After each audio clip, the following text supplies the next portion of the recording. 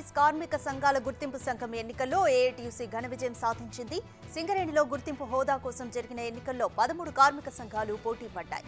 సమీప ప్రత్యర్థి ఐఎన్టీయూసీపై ఏఐటీయూసీ ఘన విజయం సాధించింది. అటు శ్రీరాంపూర్, మందమర్రి, రామగుండం ఏరియాల్లో ఐఎన్టీయూసీ అభ్యర్థులు విజయం సాధించారు. మహారాష్ట్రలోని నాగ్పూర్లో 2 లక్షల మందితో కాంగ్రెస్ భారీ ర్యాలీ నిర్వహించి సార్వత్రిక ఎన్నికల ప్రచార భేరీని మోగించనుంది. మేం సిద్ధంగా ఉన్నాం అనే నినాదంతో ఈ మెగా ర్యాలీని నిర్వహించనున్నారు. ఈ కార్యక్రమంలో కాంగ్రెస్ పార్టీ జాతీయ అధ్యక్షుడు మల్లికార్జున ఖర్గే, సోనియా గాంధీ, రాహుల్ గాంధీ, ప్రియాంక గాంధీతో పాటు 3 రాష్ట్రాల ముఖ్యమంత్రులు పాల్గొనున్నారు. కాంగ్రెస్ పార్టీ ఆవిర్భావ దినోత్సవం సందర్భంగా ఈ ర్యాలీ నిర్వహించనున్నారు.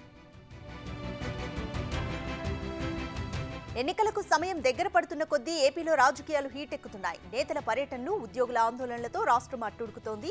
ఈసారి ఎలాగైనా అధికారం దక్కించుకోవడానికి చంద్రబాబు వ్యూహాలు రచిస్తున్నారు. ప్రస్తుతం సొంత నియోజకవర్గంపై చంద్రబాబు ఫోకస్ పెట్టారు. ఇవాళ్టి నుంచి చంద్రబాబు 3 రోజుల పాటు కుప్పంలో పర్యటించనున్నారు. అక్రమ కేసులో జైలుకు వెళ్లొచ్చాక ఆయన తొలిసారిగా కుప్పం నియోజకవర్గంలో పర్యటించనున్నారు.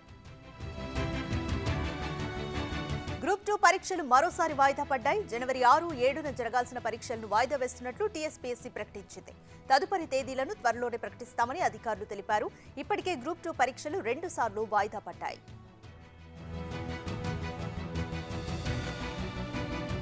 తెలంగాణ రాష్ట్ర ఆర్థిక పరిస్థితి, సవాళ్ల గురించి ప్రజలకు ఉన్నది ఉన్నట్టుగా చెప్పాలని సీఎం రేవంత్ రెడ్డి అన్నారు.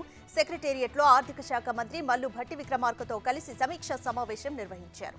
అసలైన తెలంగాణ ఇప్పుడే వచ్చిందనుకుని బడ్జెట్ తయారు చేయాలని అధికారులకు సూచించారు. దుబారా చేయకుండా వృధా ఖర్చులు తగ్గించాలని ఆదేశించారు.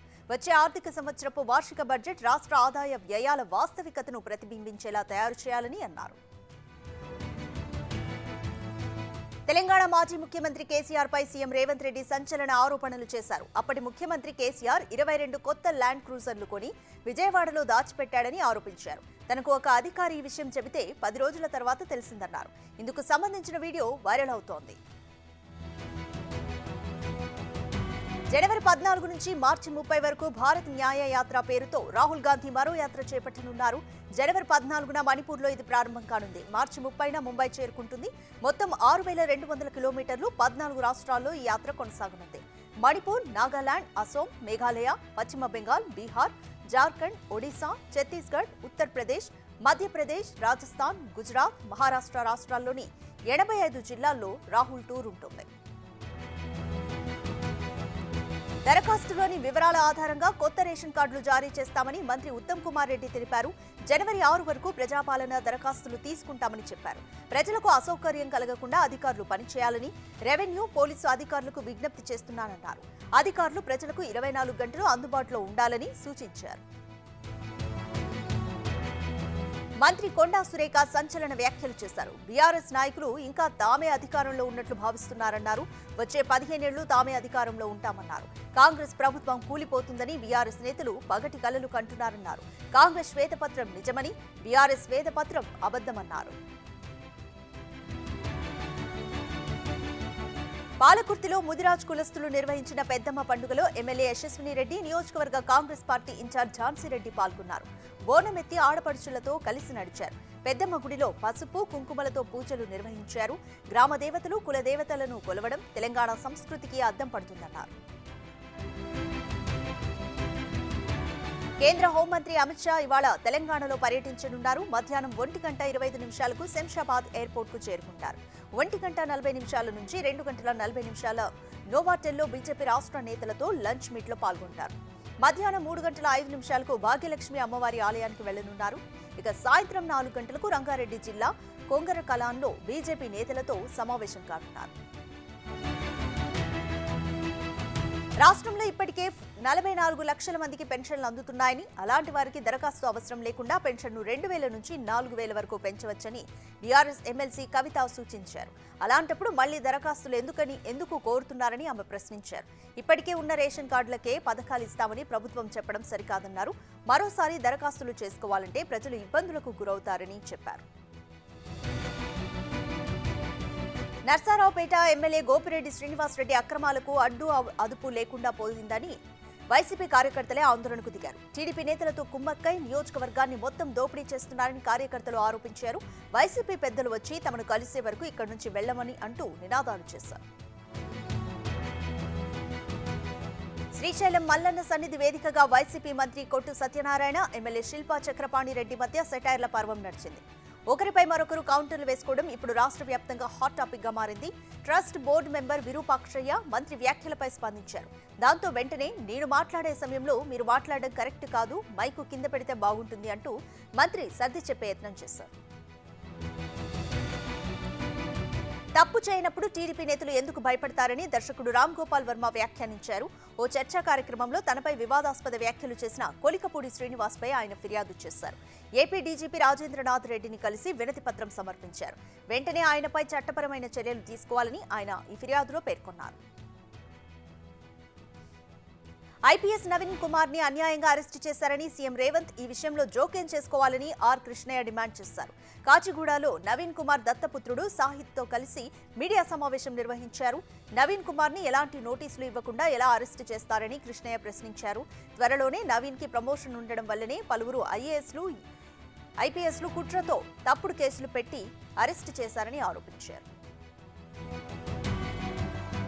అధికార వైసీపీకి షాక్ ఇస్తూ జనసేన పార్టీలో చేరారు ఎమ్మెల్సీ వంశీకృష్ణ యాదవ్.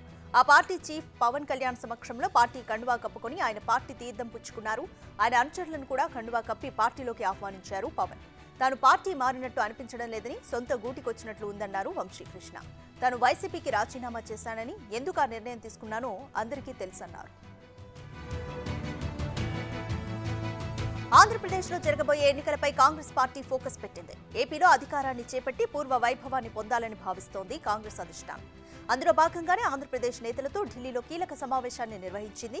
ఏపీ వ్యవహారాల ఇన్ఛార్జిగా మాణిక్యం ఠాకూర్ నూతనంగా నియమితులయ్యారు. కాగా ఏపీకి ప్రత్యేక హోదానే ఎజెండాగా ఎన్నికల్లోకి మాణిక్యం ఠాకూర్ స్పష్టంగా వెళ్తున్నారు. ఏపీ కాంగ్రెస్ పగ్గాలు షర్మిల చేతికి రావడం ఖాయంగా కనిపిస్తోంది. సోనియా గాంధీతో షర్మిల భర్త అనిల్ సమావేశమయ్యారు. షర్మిల తరపున కొన్ని డిమాండ్స్ ను హైకమాండ్ ముందుంచారు. వాటికి సోనియా గాంధీ సానుకూలంగా స్పందించినట్లు సమాచారం. షర్మిల కూడా కాంగ్రెస్ నాయకత్వం నుంచి ఫోన్ కాల్ కోసం వెయిట్ చేస్తున్నారు. ఢిల్లీలో జరిగిన ఏఐసీసీ నేతల సమావేశంలోనూ షర్మిల ఎంట్రీపై చర్చించారు. కర్ణాటక, తెలంగాణ ఎన్నికల మాదిరి ఏపీలోనూ గెలుపు ఖాయమంటున్నారు ఏపీ పీసీసీ మాజీ చీఫ్ తులసిరెడ్డి. 10 ఏళ్ల వనవాసం పూర్తయిందని, వచ్చే ఎన్నికల్లో అధికారం తమదేనని ధీమా వ్యక్తం చేశారు. అలాగే 6 గ్యారంటీ స్కీమ్లు, ఏపీకి ప్రత్యేక హోదా, కేంద్ర రాష్ట్ర వైఫల్యాలే టార్గెట్ గా ఎన్నికలకు వెళ్తామని తులసిరెడ్డి చెప్పారు. ఒంగోలు ఎంపీ మాగుంట శ్రీనివాసులు రెడ్డిపై విమర్శల వర్షం కురిపించారు గిద్దలూరు ఎమ్మెల్యే అన్నా రాంబాబు. ప్రకాశం జిల్లాకు మాగుంట కుటుంబం 34 ఏళ్లలో ఏం చేశారో చెప్పాలని డిమాండ్ చేశారు. తనపై కొంతమంది కావాలని దుష్ప్రచారం చేస్తున్నారని చెప్పారు. తాను పార్టీ మారుతున్నానని వస్తున్న ఆరోపణల్లో వాస్తవం లేదన్నారు. తనను, తన కుటుంబాన్ని కొందరు టార్గెట్ చేసి కించపరుస్తున్నారని, కులం పేరుతో దూషిస్తున్నారని అన్నారు. వైసీపీ ఇన్ఛార్జీల మార్పుపై సీఎం జగన్ కసరత్తు జరుగుతోంది. మరికొందరు మంత్రులు, ప్రజాప్రతినిధులకు సీఎంఓ నుంచి పిలుపొచ్చింది. వీరిలో చోడవరం ఎమ్మెల్యే కరణం ధర్మశ్రీ, శ్రీకాళహస్తి ఎమ్మెల్యే బియ్యపు మధుసూదన్ రెడ్డి, పాయకారావుపేట ఎమ్మెల్యే గొల్ల బాబురావు, నెల్లూరు ఎంపీ ఆదాల ప్రభాకర్ రెడ్డి, పెనుగొండ ఎమ్మెల్యే మాజీ మంత్రి శంకర్ నారాయణ, కదిరి ఎమ్మెల్యే సిద్ధారెడ్డి, రాజాం ఎమ్మెల్యే కంబాల జోగులు ఉన్నారు. వైసీపీ జిల్లా అధ్యక్షులతో సీఎం జగన్ భేటీ అయ్యారు. ఈ సందర్భంగా వచ్చే ఎన్నికల నేపథ్యంలో మార్పులు చేర్పులు తప్పవని, దానికి జిల్లా అధ్యక్షులు బాధ్యతలు తీసుకోవాలని సూచించారు. 60 మంది వరకు మార్పులు చేర్పులు చేయాలని, అప్పుడే వైసీపీ తిరిగి అధికారాన్ని నిలబెట్టుకుంటుందని తెలిపారు. జిల్లా అధ్యక్షులే టికెట్ రాని ఎమ్మెల్యేలతో మాట్లాడాలని, వారిని తర్వాత రాజ్యసభకు పంపుతామని చెప్పారు. సీఎస్ జవహర్ రెడ్డికి టీడీపీ రాష్ట్ర అధ్యక్షుడు అచ్చెన్నాయుడు లేఖ రాశారు. లిక్కర్ విక్రయాలు, ఆదాయం వివరాలను వెబ్సైట్ నుంచి తొలగించారని అభ్యంతరం వ్యక్తం చేశారు. మొన్నటి వరకు జీవోలను రహస్యంగా ఉంచారని అన్నారు. పారదర్శకత, జవాబుదారీతనాన్ని ఈ ప్రభుత్వం ధ్వంసం చేస్తోందని తన లేఖలో వివరించారు. మద్యం అమ్మకాలు, ఆదాయం వివరాలను వెబ్సైట్లో పునరుద్ధరించాలని డిమాండ్ చేశారు. ఏ పార్టీలోనైనా కొన్ని అసంతృప్తులు సహజమని ప్రభుత్వ సలహాదారు సజ్జల రామకృష్ణారెడ్డి అన్నారు. అసంతృప్తుల గురించి ఆందోళన చెందాల్సిన అవసరం లేదని చెప్పారు. అసంతృప్తులు లేకపోతే అది చెల్లని పార్టీ అనుకుంటారని అభిప్రాయపడ్డారు. జనవరిలో విజయవాడలో భారీ అంబేద్కర్ విగ్రహం ఆవిష్కరించబోతున్నామని సజ్జల అన్నారు. అంబేద్కర్ ఆశయ సాధనలో వైసీపీ ఎప్పుడూ ముందుంటుందని అన్నారు. అంగన్వాడీల అరెస్టు జగన్ నియంతృత్వానికి నిదర్శనమని టీడీపీ యువనేత నారా లోకేష్ విమర్శించారు. తమ న్యాయబద్ధమైన డిమాండ్స్ పై పోరాడుతున్న వారిపై ఉక్కుపాదం మోపుతున్నారని మండిపడ్డారు. విజయవాడ ధర్నా చౌక్ లో నిరసన తెలిపేందుకు ఏర్పాటు చేసుకున్న శిబిరాన్ని అడ్డగోలుగా పీకేసి అంగన్వాడీలను అక్రమంగా ఈడ్చుకుంటూ బస్సుల్లో పడేసి అరెస్టు చేయడం దారుణమన్నారు. అంగన్వాడీ న్యాయమైన పోరాటానికి టీడీపీ సంపూర్ణ మద్దతుంటుందని స్పష్టం చేశారు.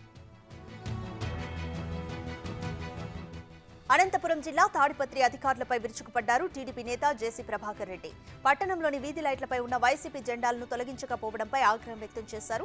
వైసీపీ జెండాలను ఆర్టీఓ వెంకటేష్ తొలగించలేనని అన్నట్లు తెలిపారు జేసీ Prabhakar.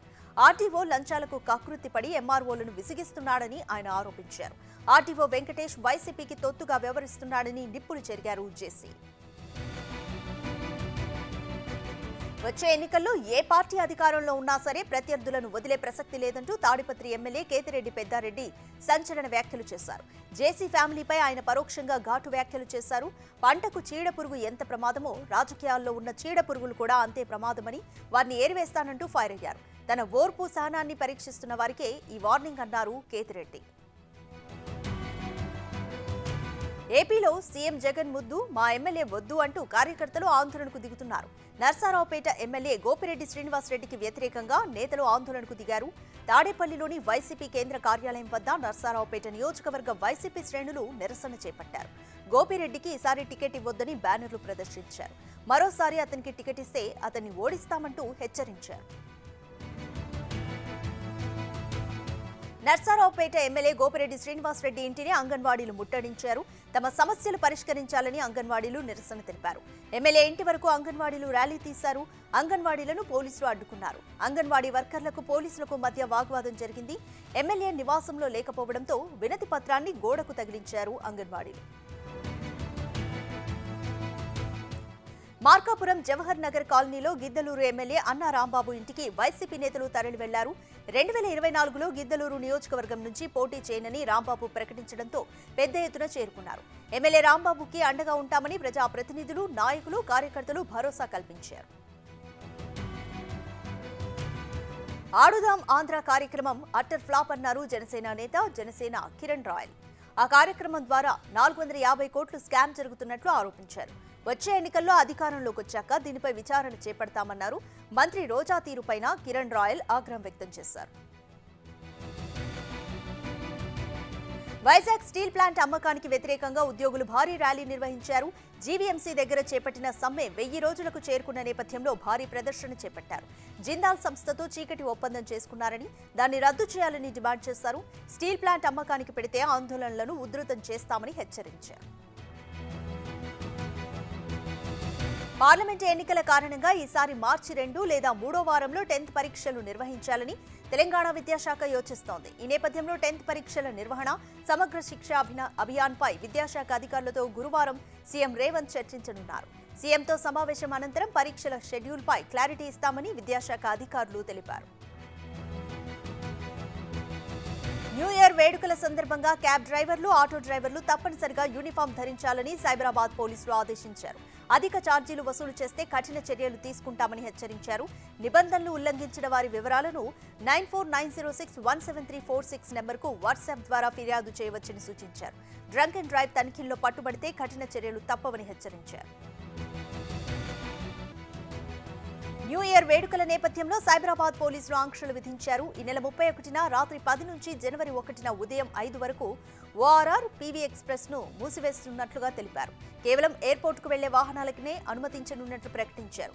Shilpa layout, Gachibowli, biodiversity, Shaikpet, mind space, cyber tower, JNTU, Kaithalapur, Balanagar ఫ్లైఓవర్లు, దుర్గం చెరువు వంతెనను మూసివేయనున్నట్లు స్పష్టం చేశారు. అల్లూరి జిల్లాలో 1,50,00,000 రూపాయలు విలువ చేసే 725 కేజీల గంజాయిని పోలీసులు స్వాధీనం చేసుకున్నారు. లారీలో అక్రమంగా గంజాయి రవాణా చేస్తున్న ఇద్దరిని పోలీసులు అదుపులోకి తీసుకున్నారు. జిల్లా ఎస్పీ తుహాన్ సీనవా ఆదేశాల మేరకు సీలేరు టీఆర్సీ క్యాంప్ సమీపంలో చేపట్టిన వాహనాల తనిఖీల్లో ఈ వ్యవహారం బయటపడింది. అలానే ఈ ఘటనలో ఒక లారీతో పాటు కారు, 9 సెల్ ఫోన్స్, 1,300 నగదుని సీజ్ చేశారు. సంగారెడ్డి జిల్లా కులబ్గూర్లో అల్ఫ్రాజోలం తయారీ ముఠాను పోలీసులు అరెస్టు చేశారు. పక్కా సమాచారంతో నార్కోటిక్ అధికారులు సంగారెడ్డి జిల్లా పోలీసులు కలిసి చేసిన ఈ ఆపరేషన్లో 4 నిందితులను పట్టుకున్నారు. స్వాధీనం చేసుకున్న అల్ఫ్రాజోలం ముడి పదార్థాల విలువ సుమారు 50 లక్షల రూపాయలకు పైగా ఉంటుందని పోలీసులు అంచనా వేస్తున్నారు. ఈ ఘటనలో 4 నిందితుల్ని అదుపులోకి తీసుకున్నారు. మండల పూజలకు చివరి రోజు కావడంతో నిన్న అయ్యప్ప స్వామి ఆలయంలో ఉదయం నుంచి ప్రత్యేక పూజలు నిర్వహించారు. లక్ష పుష్పార్చన, కలశాభిషేకాలు, పుష్పాభిషేకాలతో జరిపారు. ఆలయ ప్రధాన పూజారి సంజీవన్ నంబూద్రి, ఆలయ చైర్మన్ గద్దె రవి ఆధ్వర్యంలో ఈ పూజలు నిర్వహించారు. సాయంత్రం ఉత్సవ విగ్రహాలతో నగర సంకీర్తనతో శోభాయాత్ర నిర్వహించి తర్వాత అగ్నిగుండం నిప్పులపై నడక కార్యక్రమం జరుపుకున్నారు. కరోనా కొత్త వేరియంట్ వేగంగా విస్తరిస్తోంది. JN1 వేరియంట్ ప్రాణాలు తీయదని చెప్తున్నప్పటికీ జనం జాగ్రత్తలు తీసుకోవాల్సిందేనని వైద్య నిపుణులు చెప్పారు. గత అనుభవాల్ని దృష్టిలో పెట్టుకుని గాంధీ హాస్పిటల్లో 50 పడకల కోవిడ్ వార్డును ఏర్పాటు చేశామని సూపరింటెండెంట్ రాజారావు తెలిపారు. న్యూ ఇయర్, సంక్రాంతి వేడుకల్లో ప్రజలు జాగ్రత్తగా ఉండాలని సూచించారు. ఆంధ్రప్రదేశ్లో కరోనా మళ్లీ కోరలు చాస్తోంది. అనంతపురం జిల్లాలో 2 కరోనా కేసులు నమోదు కావడం ఏపీ వ్యాప్తంగా హాట్ టాపిక్ గా మారింది. వారిలో ఒకరు అనంతపురంలోని లక్ష్మీనగర్కి చెందిన గణేష్ గా గుర్తించారు. ఆయన వయసు 55 సంవత్సరాలు. అలానే మరొకరు కళ్యాణదుర్గంలో నివసించే వన్నూరమ్మ అని తెలుస్తోంది. ఈమె వయసు 64 సంవత్సరాలు. ఇక వీరిని వైద్య సిబ్బంది హాస్పిటల్కు తరలించి చికిత్స అందించనున్నారు. టీటీడీ నిధులు తిరుపతి మున్సిపల్ కార్పొరేషన్ కు విడుదలపై హైకోర్టులో విచారణ జరిగింది. గతంలో నిధుల విడుదలపై హైకోర్టు విధించిన స్టేను తొలగించాలని టీటీడీ తిరుపతి కార్పొరేషన్ తరపు న్యాయవాదులు హైకోర్టును కోరగా ధర్మాసనం తోసిపుచ్చింది. గతంలో టీటీడీ నుంచి తిరుపతి మున్సిపాలిటీకి విడుదలైన నిధులు వివరాలను కోర్టు ముందుంచాలని ఆదేశించింది. అనంతరం కేసు విచారణను హైకోర్టు 2 వారాలకు వాయిదా వేసింది. ఎన్టీఆర్ జిల్లాలో రోడ్డు ప్రమాదం జరిగింది. కొండూరు మండలం చెవుటూరులో బైక్ స్లిప్ అయి పడిపోవడంతో ఓ వ్యక్తి మృతి చెందాడు. అటు యాక్సిడెంట్ వలన పెద్ద ఎత్తున ట్రాఫిక్ జామ్ అయింది. ఈ ట్రాఫిక్ ను క్లియర్ చేయడానికి ప్రయత్నించిన వ్యక్తిని మరో బైక్ ఢీకొట్టింది. ఆ వ్యక్తికి కాలు విరిగింది. గాయపడిన వ్యక్తిని హాస్పిటల్కు తరలించి చికిత్స అందిస్తున్నారు. తెలంగాణ వ్యాప్తంగా చలి తీవ్రత భారీగా పెరిగింది. రాష్ట్రమంతటా ఉష్ణోగ్రతలు గణనీయంగా పడిపోవడంతో మంచు దుప్పటి అలుముకుంది. దీంతో జనం చలికి గజగజలాడుతున్నారు. వడికిస్తున్న చలికి బయటకు రావాలంటేనే ప్రజలు భయపడుతున్నారు. రహదారులన్నీ మంచుతో కప్పేయడంతో వాహనదారులు ప్రయాణం చేయడానికి ఇబ్బందులు పడుతున్నారు. ఎదురుగా వస్తున్న వాహనాలు కనిపించలేనంతగా మంచు కమ్మేయడంతో ప్రయాణికులకు ఇక్కట్లు తప్పడం లేదు. ముస్లిం లీగ్ జమ్మూ కశ్మీర్ సంస్థను కేంద్రం నిషేధిత సంస్థగా ప్రకటించింది. దేశ వ్యతిరేక వేర్పాటువాద కార్యకలాపాలకు పాల్పడడంతో పాటు ఉగ్రవాదానికి సహకారం అందిస్తున్నందుకు గాను దీనిపై వేటు వేస్తున్నట్లు కేంద్రం తెలిపింది. దీనిపై 5 ఏళ్ల పాటు నిషేధం అమల్లో ఉంటుందని కేంద్ర హోంశాఖ ఓ ప్రకటనలో తెలిపింది. దేశ ఐక్యత, సార్వభౌమత్వం, సమగ్రతకు వ్యతిరేకంగా ఎలాంటి కార్యకలాపాలకు పాల్పడినా వారిని వదిలిపెట్టబోమన్నారు. గత వారం పూంచ్ సెక్టార్లో వీరమరణం పొందిన అమర జవాన్ల కుటుంబాలకు తప్పకుండా న్యాయం చేస్తామని కేంద్ర హోంమంత్రి రాజ్నాథ్ సింగ్ తెలిపారు. భద్రతా బలగాలతో మాట్లాడుతూ ప్రజల హృదయాలను గెలుచుకోవాలని, ఎటువంటి మిస్టేక్స్ చేయొద్దన్నారు. పూంచ్ సెక్టార్లో ఉగ్రవాదులు డిసెంబర్ 22న జవాన్లను పొట్టన పెట్టుకున్నారు. అక్రమ మైనింగ్ వ్యవహారంలో సీఎం హేమంత్ సోరెన్ మీద వేసిన పిల్ను హైకోర్టు డిస్మిస్ చేసింది. అంతేకాకుండా ఆయన బంధువుల మీద వేసిన పిల్ను కూడా డిస్మిస్ చేస్తూ ఉత్తర్వులిచ్చింది. ఈ పిల్ను ప్రముఖ ఆర్టీఐ కార్యకర్త అడ్వకేట్ సునీల్ మహాతో వేశారు. సీఎం తన అధికారాలను దుర్వినియోగం చేశారని ఈ పిటిషన్లో ఆరోపించారు. అవయవదానంపై విస్తృతంగా అవగాహన కార్యక్రమాలు నిర్వహించాలని రాష్ట్రపతి ద్రౌపది ముర్ము తెలిపారు. ఢిల్లీలోని liver and biliary sciences institutes 9వ కాన్వకేషన్లో ఆమె పాల్గొని మాట్లాడారు. మన దేహంలో లివర్ సెక్యూరిటీ గార్డ్లా పనిచేస్తుందని, మన దేశంలో కాలేయ సంబంధిత సమస్యలు ఎక్కువ అని చెప్పారు. ప్రస్తుతం అధికంగా వస్తున్న కాలేయ వ్యాధులు ఆందోళన కలిగిస్తున్నాయని ముర్ము తెలిపారు. అయోధ్యలో జనవరి 22న జరగనున్న రామమందిర ప్రారంభోత్సవానికి పశ్చిమ బెంగాల్ సీఎం మమతా బెనర్జీ దూరంగా ఉండనున్నారు. టీఎంసీ నుంచి ప్రతినిధిని కూడా పంపే అవకాశం లేదని తెలుస్తోంది. రామమందిర కార్యక్రమాన్ని లోక్సభ ఎన్నికల ప్రచారంగా బీజేపీ వాడుకోనుందని టీఎంసీ ఆరోపిస్తోంది. ఈ నేపథ్యంలో ఈ మమతా బెనర్జీ నిర్ణయం తీసుకున్నట్లు తెలుస్తోంది. కశ్మీర్లో చోటు చేసుకుంటున్న హింసపై మాజీ సీఎం ఫరూక్ అబ్దుల్లా కీలక వ్యాఖ్యలు చేశారు. కశ్మీర్కు ఒకవైపు పాకిస్తాన్, మరోవైపు చైనా ఉన్నాయని, ఒకవేళ యుద్ధం జరిగితే తీవ్రంగా నష్టపోయేది కశ్మీర్ ప్రజలే అన్నారు. మనం స్నేహితులను మార్చగలమేమో కానీ ఇరుగు పొరుగున ఉన్న దేశాలను మార్చలేమని వాజ్పేయి చేసిన వ్యాఖ్యను ఆయన గుర్తు చేశారు. పొరుగు దేశాలతో సత్సంబంధాలే క్షేమమని చెప్పారు. భారత్, పాకిస్తాన్ దేశాలు చర్చల ద్వారా కశ్మీర్ అంశంపై ఒక పరిష్కారానికి రావడం ఉత్తమమని సూచించారు. మతం అనేది ప్రజల వ్యక్తిగత అంశమని, అది ప్రభుత్వాలకు సంబంధించిన వ్యవహారం కాదని కాంగ్రెస్ ఎంపీ శశి థరూర్ అన్నారు. రాజకీయ ప్రయోజనాల కోసం ఆలయాలను వేదికగా చేసుకోవడం సరికాదని బీజేపీకి సూచించారు. అయోధ్య రామమందిర కార్యక్రమం ద్వారా కేంద్ర ప్రభుత్వ పాలనా వైఫల్యాల నుంచి ప్రజల దృష్టిని మరల్చి రాజకీయ లబ్ధి పొందే కుట్ర జరుగుతోందన్నారు.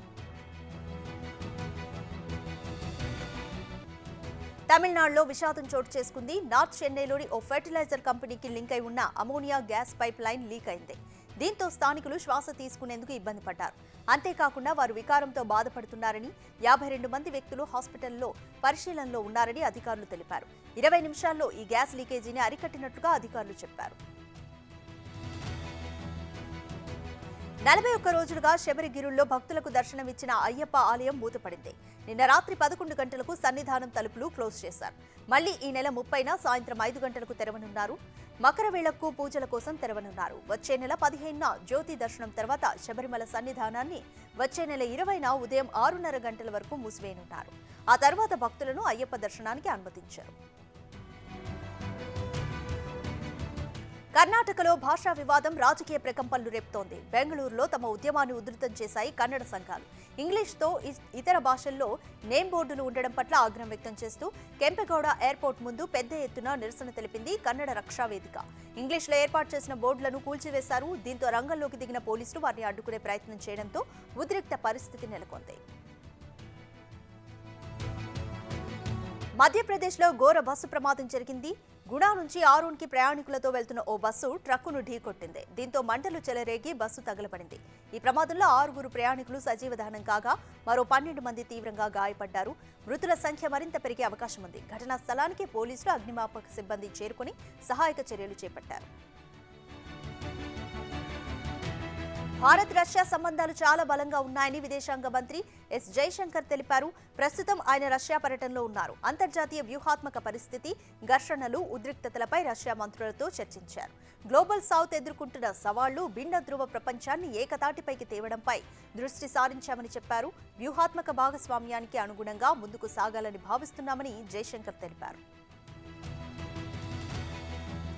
అమెరికాలోని టెక్సాస్లో ఘోర రోడ్డు ప్రమాదం జరిగింది. జాన్సన్ కౌంటీలో అదుపు తప్పిన కారు డివైడర్ను ఢీకొట్టింది. ఈ ప్రమాదంలో 6 మరణించగా మరో 3కి తీవ్ర గాయాలయ్యాయని అధికారులు చెప్పారు. మృతుల్లో ఆంధ్రప్రదేశ్, అమలాపురం వాసులున్నారు. వీరిలో ముమ్మిడివరం ఎమ్మెల్యే పొన్నాడ సతీష్ బంధువులు ఉన్నారు.